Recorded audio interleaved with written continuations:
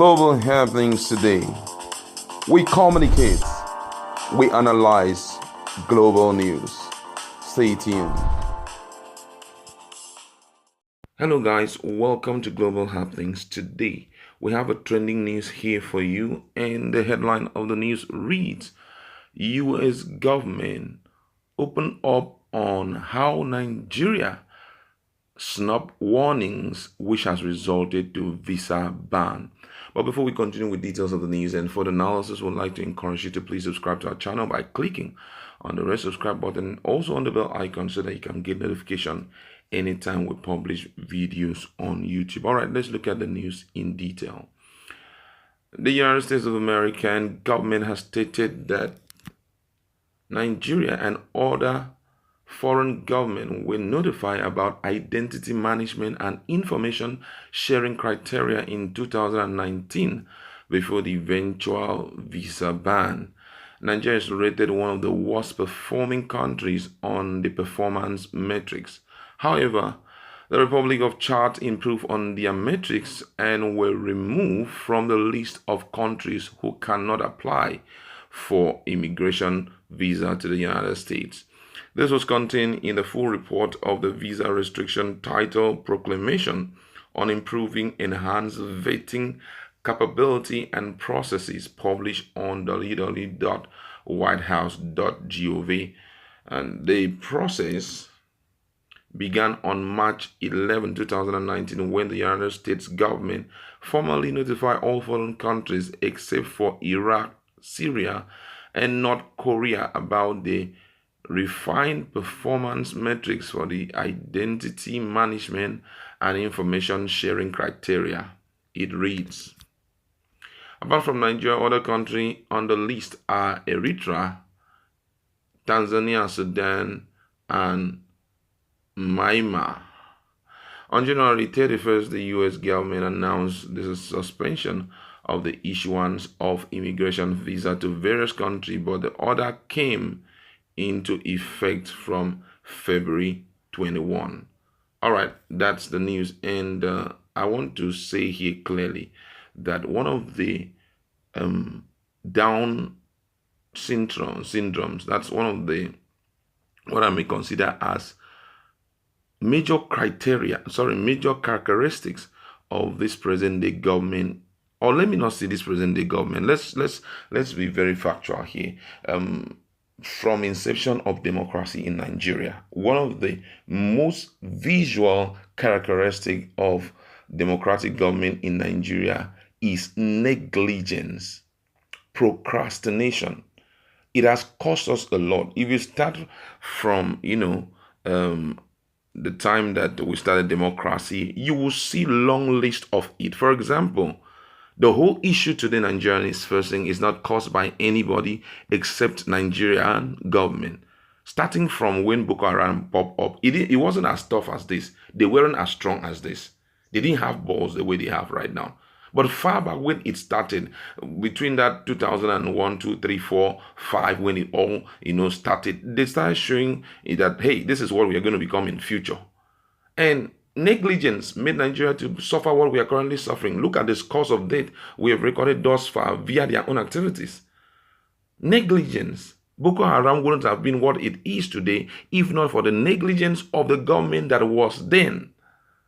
The same thing happened with this P&ID issue, which came up and which Nigeria is about to pay some good billions of dollars. Reason is negligence on the part of those who are involved. They entered into a contract with this London-based company, and those guys said they were ready to do their part, but Nigeria suspended the deal and couldn't even write to them telling them, hey, we've suspended the deal or the contract we entered with you guys. We want you to call it off right now. Maybe it's going to come up at so time. But they left it pending, despite those guys getting them involved. That, hey, can we kickstart? Already you have given them a letter of contract. Kickstart this thing, and then you just keep mute. They have acquired all their whatever they have to acquire, to do the gas line or whatever they had to do. But hey, Nigerians will just Nigerian government was just there. Nobody cared about whatever those guys were going through. And before you know, litigation came up. And today, Nigeria is struggling. We're spending money that we do not even have. That is the problem we have. Okay, look at the issue of Fulani headsmen. The same thing. When they all started far back, it was as if it would be swept into nothing. Instead of that, they gave it a name. And what was the name? It's headsmen / farmer issues. Not knowing that these guys were, transforming to becoming, something horrible. And today they are a huge menace to Nigeria as far as security is concerned. Now look at this other issue. Again, as I'm talking about the issue of visa ban, they have written a letter to them. They have gotten them involved. We need to have full details of your identity management. And nobody was ready to provide solutions to, these are some of the things that makes me, I feel that the present day government is not doing enough, which is so obvious. They are not really doing enough to help Nigerians out.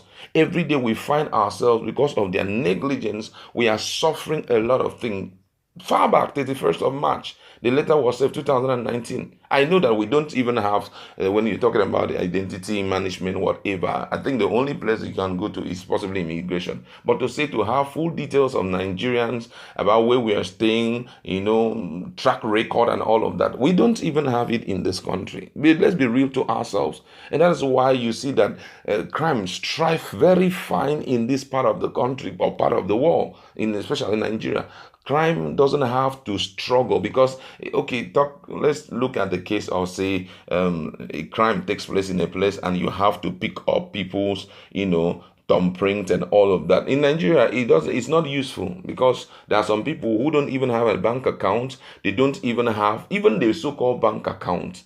Those things are not being collated and put in maybe possibly a software, identity management software that will easily detect who so person is. In police, we don't even have those structures. And that's why they have to struggle. That's why most of our policemen have to get involved in all manner of diabolical stuff, so that they can be able to track faster crime in Nigeria, because there is nothing like identity management, data for them to capitalize on and be able to fetch out these guys. Sometimes even those criminals, some of them are smart enough to even come into Nigeria and do transactions. They come in and do whatever they have to do in town and they go back because we do not have all of these things to track them.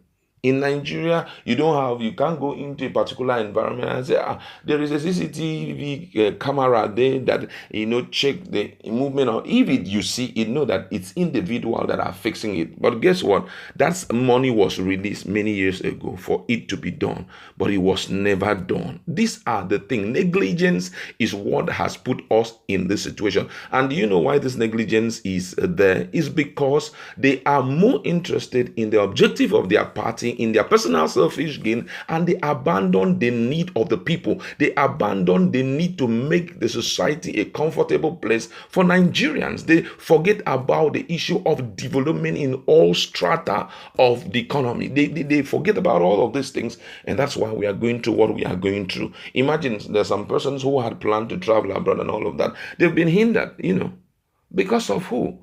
And if, for example, you show little or show less interest in providing them with what you're supposed to provide them so that they can update your data system or something, or information about your own people, you did that on the grounds that United States is not even a developed country. We are even striving to become self dependent and all of that, so there is no need to get them involved. And it would have been something, Nigerians wouldn't even talk about it. But we wouldn't. It's, for example, a country like maybe Niger saying that they have banned Nigerians, or a country like, say, Morocco say they have banned Nigerians from entry. Nigerians won't even bother. They won't say anything.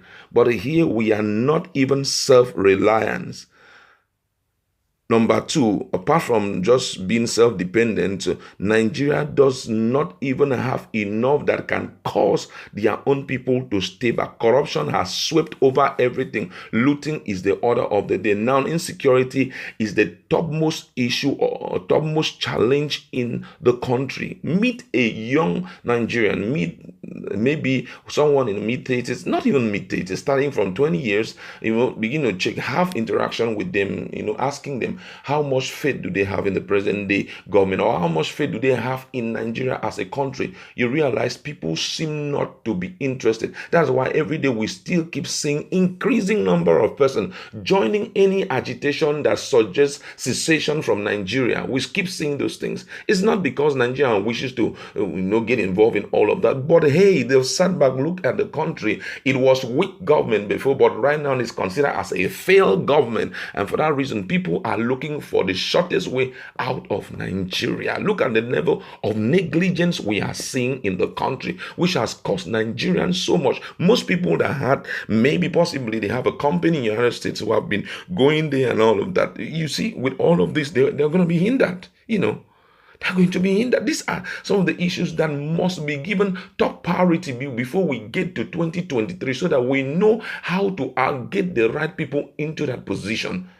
I know that it's not President Buhari that can do all of that, but the ministers that have been appointed to take care of all those details, what are they doing? What was the topmost thing they are doing? Everybody right now in Nigeria, everything is about the pocket. You get a little appointment in Nigeria, everybody's thinking about how to increase their pocket size. The main job description that they have been given, the main duties that have been outlined for them to carry out and report same, has been thrown into the bin. And guess what? Even those who are supposed to review their performance as it ought to be, have also played to the gallery. They've just, forgotten about it as far as, you're part of the government, as far as you're part of the ruling party and all of that. That's why we're suffering what we are going through. And this thing, if it is not stopped now, Nigeria will be moving towards the worst line ever. Talk to any Nigerian right now. Everybody is looking at how they can travel out of the country. Just talk to any Nigerian. People are saying, I'm building up my funds so that I can get out of this country. Even if it means for me to go stay in Ghana. Even if it means for me to go to Canada now, very soon it's going to be flooded with Nigerians, because Nigerians are just pushing in there. Why are they going? Is it because of the dollar, Canadian dollar, or possibly they are trying to travel to London because of the pounds and all of that? Of course, no. Nigerians are not that overly selfish as you think they are. The reason why they are opting to go to those places is that every day they wake up to seeing that they are the characteristic of a failed government is staring at their faces. And why would we want to stay back if the government of the day cannot provide simple needs of the people? Simple needs. Talking about the United States of America, we are now being banned from going there because of what? The negligence of the government of the day. And guess what? When all of these things come up, the people who are meant to review the performance of these so-called ministers or appointees, or maybe ministerial heads of these ministries, do not even find it worthy to call these people for public hearing and possibly embarrass them to the point whereby after embarrassing them, you sack them out of that position. None of that is done. Look at the level of failure. If we want to talk about insecurity in Nigeria, the failure is so obvious. I think that's why even the Southwest have to resort to, going as far as, getting Amotekun and all of that.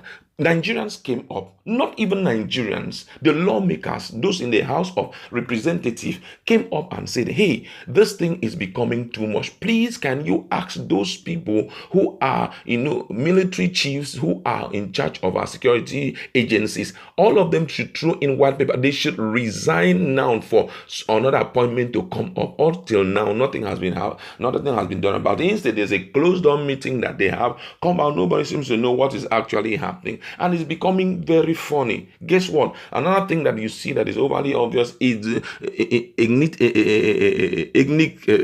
issues, bigotry. Everybody wants, it should be my own person that should be in that position. And Nigerians are suffering day after day. We are just seeing failures in different respects. Nothing seems to be working. There are things that are not even something to be talked about. It's something at a snap of the finger. It is a handle. Okay, look at the issue of NIM. I'm talking about the National Identity Management Staff Commission. Up till today, I can tell you that not less than 40%, or not even 40%, about 60 to 70% of Nigerians still don't have identity card, or some others are even walking about with a paper. What does it take for you to mold an ID card for them to carry, and ensure that there is a database for all their information, such that everyone will have the right to log in and see his information and know, okay, this my information is not complete. Let me go back and update it again. Like it's happening in other countries. As you are changing location, immediately you go back, try to see how you can update it. It's not obtainable in Nigeria. Negligence everywhere. And we are seeing ourselves suffering anyhow. I think these are some of the things, I'm talking exhaustively about this, because I believe these are some of the things that Nigerians should, consider before we start electing people into offices, because this will not help us if we continue with this negligence and keep facing stiff international sanctions like this. Very soon we are facing the international sanctions and we are not even self-reliant. That is where the trouble is, Seth. If we are facing those sanctions and then we are building our internal economics, we are growing it, insecurity is being put to rest, it's being handled, and the shutdown on the issue of security, we make sure that all manner of internal control measures that can be put in place is being put in place so that we can control this country and make it reasonable. Nigerians won't even really bother about those things, because every day we will be watching ourselves growing. But hey, those things are not happening. You see inadequacies in virtually everywhere you go. Inadequacies virtually everywhere. Nigerians should wake up and make these things the key reason why they should elect the right people when the time comes. All right, that's where I'm going to